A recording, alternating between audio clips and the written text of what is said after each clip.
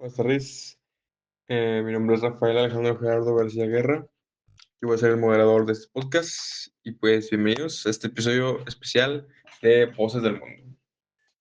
Hoy hablaremos de unos conflictos más controversiales en el siglo XXI, ¿cuál es la guerra de Irak? Para entrar un poco en contexto, esto sucedió en el año 2003 y acabó en el 2011. Empezó con la presidencia del presidente George W. Bush y acabó con la presidencia del presidente Obama. Este conflicto cambió el orden mundial, ya que reconfiguró el poder en Medio Oriente y dejó huellas profundas en la política, la economía, la cultura y sobre todo en la vida de millones de personas. Para entenderlo profundamente, por eso se acompañan profesionales o especialistas de diferentes áreas, internacionalistas, economistas, psicólogos, sociólogos, juristas, historiadores, ingenieros civiles, políticos y diplomáticos. Así que queremos poner esta pregunta fundamental, que es, ¿qué efectos dejó esta guerra más allá de lo militar? Mi nombre es Patricio Efraín Briones González. Soy el historiador de este gran conflicto. La guerra de Irak marcó un antes y un después en el siglo XXI. Todo comenzó tras la Primera Guerra del Golfo en 1991, cuando Irak quedó bajo sanciones y vigilancia internacional, aunque Saddam Hussein se mantuvo en el poder. El gran punto de quiebre llegó con los atentados del 11 de septiembre de 2001, en medio de la guerra contra el terror. Estados Unidos desvió su atención hacia Irak, argumentando que Saddam tenía armas de destrucción masiva y vínculos con Al-Qaeda, acusaciones que luego se demostrarían falsas. En 2003, comenzó la invasión bajo la estrategia de Shock and Awe, una ofensiva rápida que llevó a la caída del régimen en pocas semanas. Pero la verdadera guerra apenas empezaba. Sin un plan claro para la posguerra y con el ejército iraquí disuelto, el país cayó en el caos. Surgió una violenta insurgencia y un conflicto sectario que duró años. En 2007, el aumento de tropas estadounidenses redujo la violencia temporalmente, y en 2011, durante el gobierno de Barack Obama, las fuerzas de Estados Unidos se retiraron oficialmente. El legado de la guerra es contradictorio. Fue la última gran invasión convencional, pero se transformó en una guerra asimétrica que demostró que ganar militarmente no significa lograr la paz. Gracias por tu aportación, Patricio. Yo quiero mirar la guerra de Irak desde una perspectiva como internacionalista, porque más allá de las justificaciones políticas o estratégicas, lo que ocurrió en 2003 fue una violación clara del derecho internacional. La invasión se llevó a cabo sin el respaldo del Consejo de Seguridad de la ONU y el argumento de las armas de destrucción masiva terminó siendo falso. Desde un punto multilateral, eso marca un antes y un después. Si las potencias deciden actuar por su cuenta, ignorando las instituciones globales, se debilitó el sistema de cooperación internacional, que al menos en teoría busca garantizar la paz colectiva. Y eso se vio reflejado en las consecuencias. Un país devastado, cientos de miles de civiles muertos y una región entera desestabilizada. El internacionalismo no significa pasividad, significa actuar, pero dentro de un marco legítimo y compartido. Las intervenciones pueden tener un sentido cuando hay un consenso internacional real, cuando hay un plan de reconstrucción y cuando el objetivo es proteger vidas, no imponer intereses geopolíticos. En Irak no hubo nada de eso. Lo que dejó la guerra fue un vacío de poder que años después permitió el surgimiento del Estado Islámico y más allá de eso dejó una desconfianza profunda hacia las instituciones internacionales, especialmente la ONU.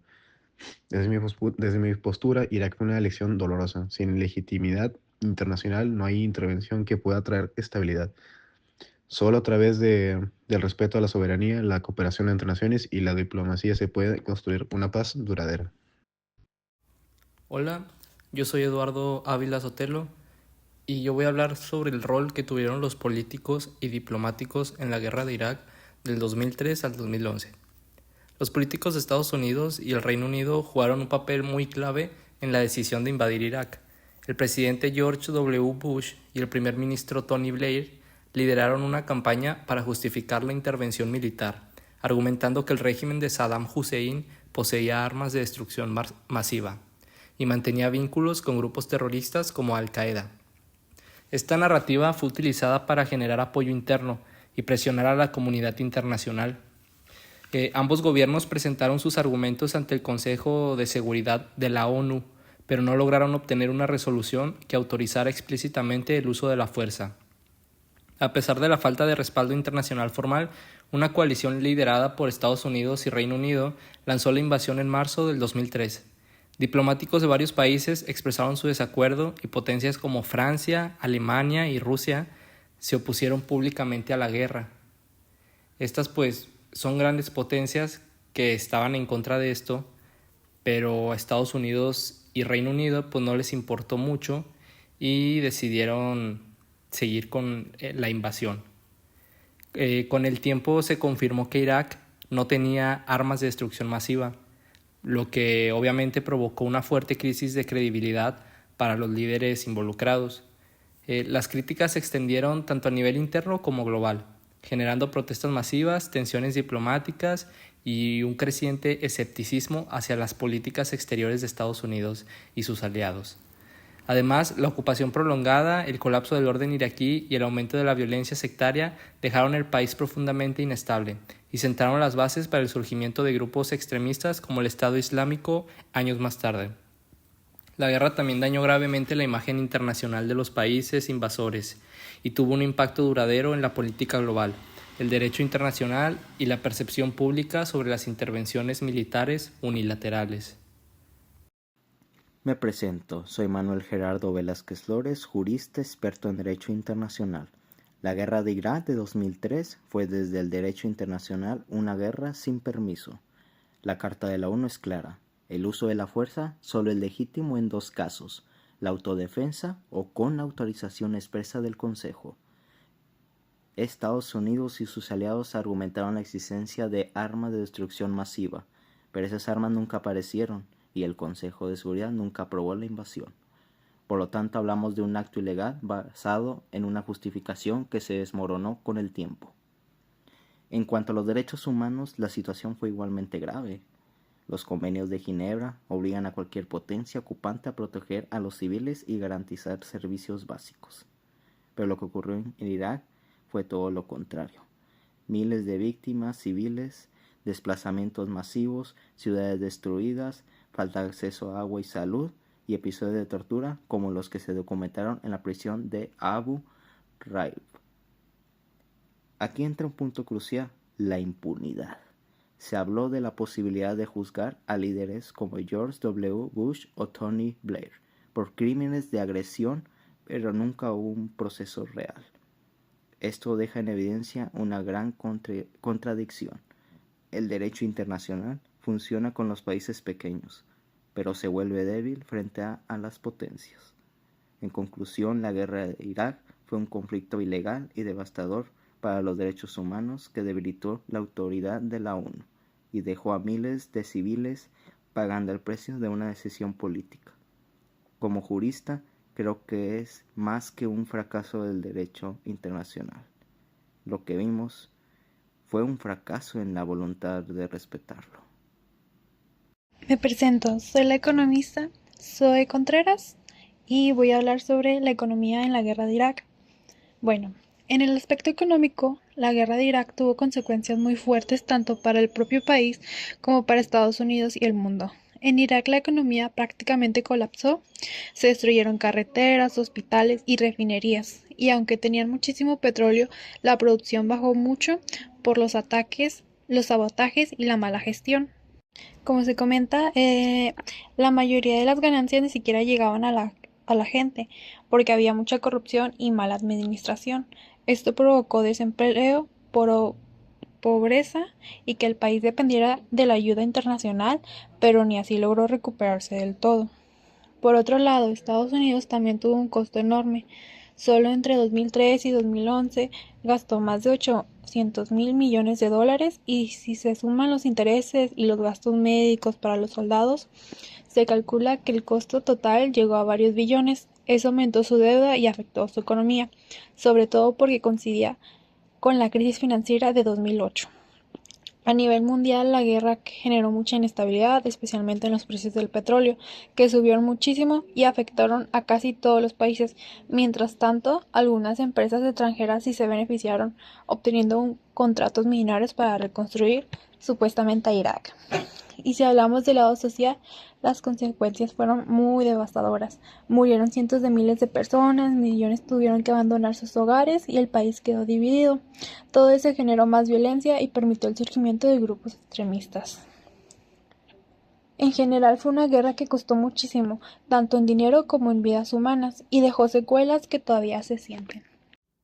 Me presento, soy la psicóloga Fátima Benítez y la verdad es que me gustaría centrar este tema también en algo que va más allá de los campos de batalla o de la guerra en general. Es un punto que continúa mucho después de que se firma algún acuerdo o algo parecido. Es una secuela psicológica tras la guerra de Irak. Muchas veces cuando escuchamos la palabra guerra pensamos en soldados, estrategias, victorias o derrotas, pero muy pocas veces pensamos en lo que ocurre dentro de las personas que vivieron esa experiencia, tanto militares como las personas civiles. La guerra de Irak fue un cambio en la historia política que dejó profundas marcas emocionales en quienes lo vivieron.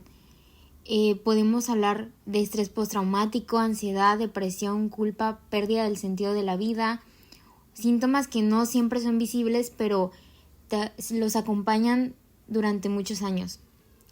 Dentro de cada soldado que regresa a casa hay un proceso complejo de volver a reintegrarse en su familia o en la sociedad, o con uno mismo incluso.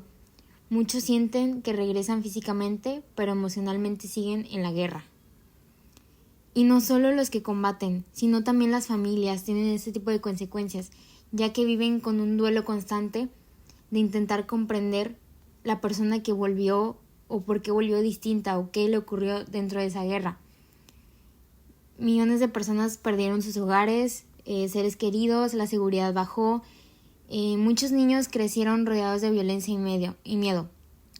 La guerra realmente no termina cuando un acuerdo se firma, sino cuando la persona logra encontrar una paz que lamentablemente muy pocas veces puede restaurarse.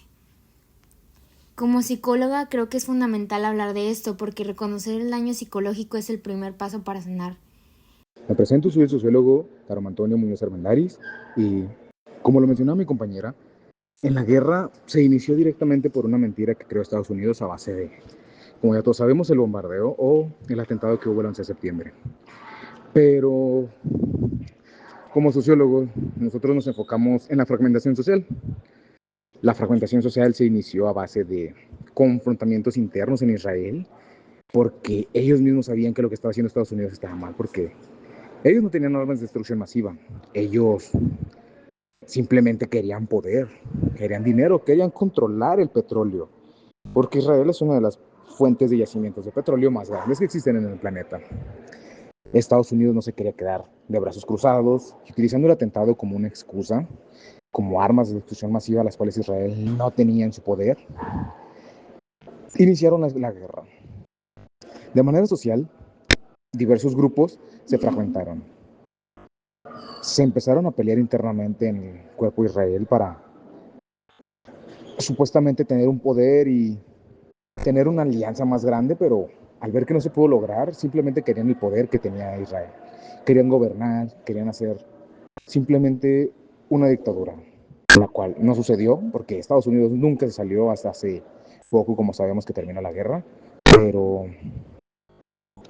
de esa fragmentación surgieron diferentes grupos, los cuales armadamente tuvieron muchos enfrentamientos, muchas bajas, y en ningún momento optaron por cuidar su país. Simplemente vieron intereses propios y de manera social no tuvieron un final muy agradable para el país.